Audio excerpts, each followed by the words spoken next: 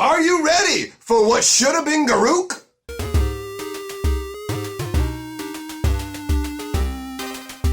Greetings, owners of fine luxury cardboard rectangles, and welcome to the Vivian of the Arkbow Planeswalker deck unboxing un-a-johnnying, alright? We're going to get up on inside here, we're going to take a look, we're going to rotate it, we're just going to throw it away. So, with no more of this nonsense, we're going to move on to the opening. Let's get inside her box. All right, it's time to find out what is in the green Planeswalker deck. If I had been thinking, it's Canada Day. I should have saved it so that the white and red ones would be the final ones for today. But whatever. Happy Canada Day to any of my Canadian brothers or possibly sisters. I mean, there's not too many ladies watching the magic channels, especially not mine.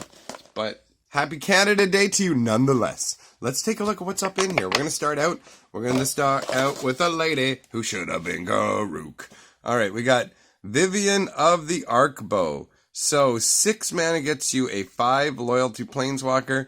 +2 is put 2 +1/+1 counters on up to 1 creature. -3 is target creature you control deals damage equal to its power to target creature you don't control. And the -9 is creatures you control get +4/+4 and gain trample until end of turn.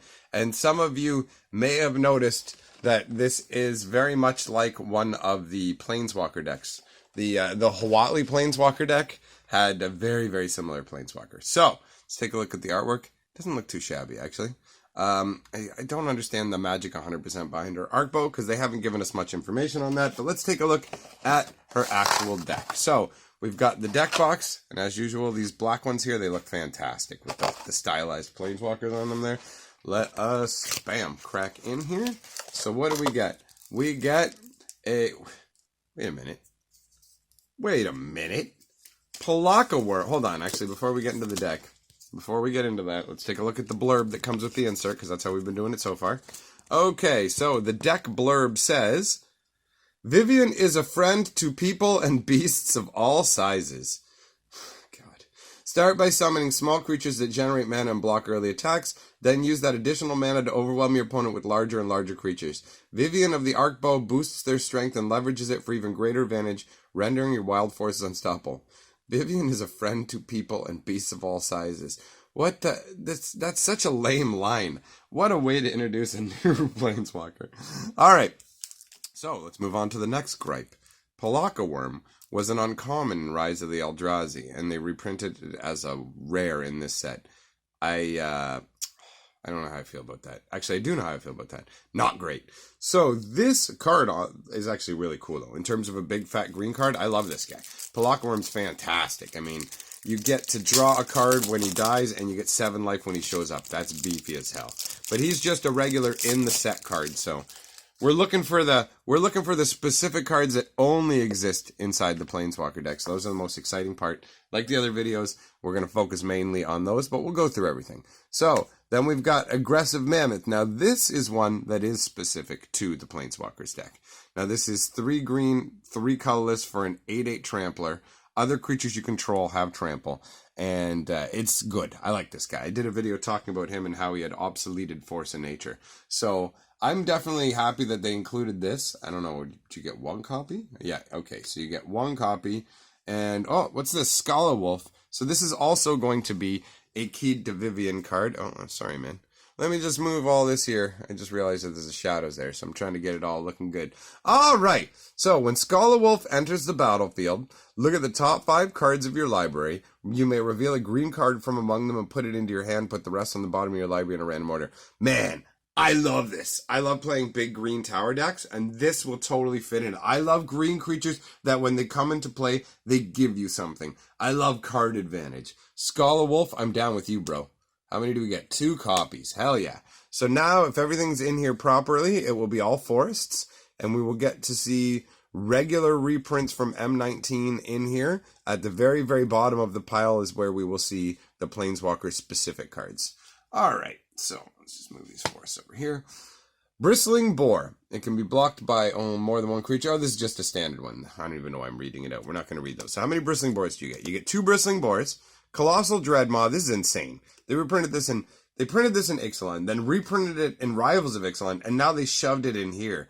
God damn, guys. You guys are some laziness there. But it definitely does feel like a core set card with that. It's got the Crawworm kind of feel to it. Colossal Majesty, you get 1 copy of that. Declare Dominance, there is 1 copy of that. Druid of the Cowl, we get 2 copies of Druid of the Cowl. Elvish Rejuvenator, we get 2 Elvish Rejuvenators. Gasbark Twin, there's 1 of those. Oaken Form, we've got a wolf with some bark on him. Plummet, you got 2 Plummets. I don't know how I feel about that, actually. Cards, a Plummet is so specific in its application. I really don't like it, in all honesty. I do not like Plummet. I don't like cards that just destroy creatures with flying. It's too specific. I know it's a very way of transmitting the green is like anti-flying, but it's just, it doesn't feel good enough. It's a feel-bad card in my hands. Rabid Bite. How many of those do we get? 1, 2 of those. Reclamation Stage. This is great. This very much represents green. I like it. Get 1 of those. Thornhide Wolves. They're just kind of like Dirkwoodish boars. Old school Dirkwood boars. Alright. Titanic Growths. You get 1, 2 of those. Meteor Golem has been in every deck. I'll be genuinely surprised if Meteor Golem does not show up in the final Planeswalker deck as well. So, 1, 2 Meteor Golems. And now we're going to see some of the Planeswalker deck specific cards. So we've got Ursine Champion, which is 1 green, 1 colorless for a 2/2, so it's pretty much a bear, which makes perfect sense. That's actually that's fun with the name, actually. And for 6 mana, Ursine Champion gets +3/+3 and becomes a bear berserker until end of turn. Oh, cool, man. This totally makes, this has a hardcore fantasy feel. The face, is that a lady or a dude? I can't even tell. It looks ridiculous. Alright, anyways. Bum, bum, bum. You get 4 copies of Ursine Champion. That's cool. That fits in pretty well. And Vivian's Jaguar. What is this? It looks pretty funky. Alright, so 1 green, 2 colorless. It's a cat spirit. 3/2 reach. And a green and 2 colorless. Return it from your graveyard to your hand to activate this only if you control a Vivien Planeswalker. Each of Vivian's areolas is an invocation of a species. Well, that's pretty funky. So I like this. This is conceptually like she can just keep bringing the spirit back. You can only use it once if you're not Vivien because you don't have the arc bow. So how many copies of that do you get? You get 3. Okay, well, overall, you know what? This deck seems not too shabby. Not super amazing, but not terrible. And that means there's only one thing left to do now. And that is to give Sarkin here a little spanking. Open him up and see what's inside of him. Alright, what do we got? What's it gonna be? What's it gonna be? Bam, on this dope playmat I got from Rogue Deck Builder. Oh, if you guys want to laugh, ask me reference this video and ask me what was weird about the playmat when I was making this video, alright? And I will tell you and it'll make you laugh, but I'm not going to put it in this video. It's a teaser. So we got Gearsmith Prodigy, Fire Elemental, Oreskos Swiftclaw, Oakenform, Epicure of Blood. Whenever you gain life, each opponent loses 1 life. Oh, he's, alright. Whatever, man. He's not very good. Abnormal Endurance, Boggart Brute, Invoke the Divine, Pegasus Courser, Field Creeper, Arcane Encyclopedia, Rupture Spire. That's got to be one of the biggest, like, does that not just look like a big metal dick thrusting up out of the earth? I mean, even the way it's forcefully, like, come on now. Let me come touch my Rupture Spire, girl. All right, let's move on. Draconic Disciple. And the rare is going to be Dragon's Horde. What the hell is this? 3 casting cost artifact. Whenever a dragon enters the battlefield under your control, put a gold counter on Dragon's Horde. Tap, remove a gold counter from Dragon's Horde, draw a card, tap, add 1 mana of any color. Oh, cool. It's a mana rock that also is specifically keyed to dragons and can be used to draw cards. That's fun. Okay, that's cool. Alright. Oh, this is what the Nicol Bolas token looks like?